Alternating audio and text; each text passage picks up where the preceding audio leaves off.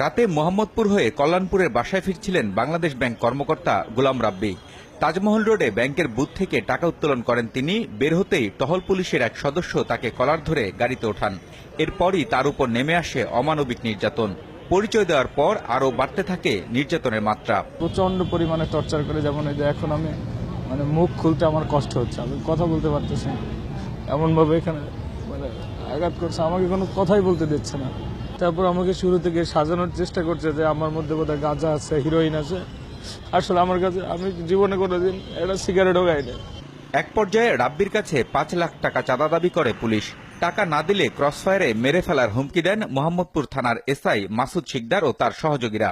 অনেকে বলতেছে তাহলে একটা গুলি টুলি করো, যে অস্ত্র নিয়ে বোধহয় বিহারি ক্যাম্পে আসছিল, বিহারিদের সাথে ওরা একটা যোগসাজশ আছে, সরকারের বিরুদ্ধে একটা কিছু করতেছে।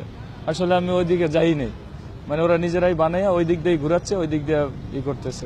এমন হয়েছে অনেক সময় যে বেরিবাদের ওইদিকেও নিয়ে গেছে, যে শালা তো অনেক কঠিন মাল, শেষ করে দাও, এরকম বলতেছে।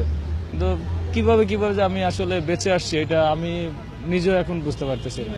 ৩ ঘন্টা গাড়িতে নির্যাতনের সময় রাব্বিকে কারোর সাথে যোগাযোগ করতে দেয়নি পুলিশ। এক পর্যায়ে কৌশলে যোগাযোগ করলে রাব্বিকে আহত অবস্থায় আসাদ গেটে পুলিশের গাড়ি থেকে উদ্ধার করেন ঢাকা বিশ্ববিদ্যালয়ের সাবেক সহপাঠীরা। ও ছিল খুব শকড এবং ও কান্নাকাটি করতেছিল আমাদের ধরে। তো ও যদি বলতে পারতো আমাদের ওই সব বিষয়টা, তাহলে ওরে আমরা এইভাবে নিয়ে আসতাম, আমরা ওকে মোহাম্মদপুর থানায় নিয়ে যেতে বলতাম।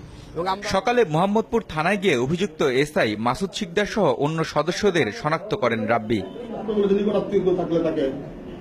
যেহেতু বাংলাদেশ ব্যাংকে চাকরি করে এবং শিক্ষিত মানুষ, ঠিক তদ্রুপ আমার কোনো স্লোগান বলছি, যেখানে ওনার যেগুলি তো কোনো কার সাথে যোগাযোগ করতে ইচ্ছুক না।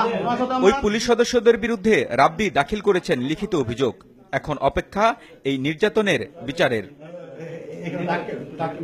কামরুল হাসান, যমুনা নিউজ, ঢাকা।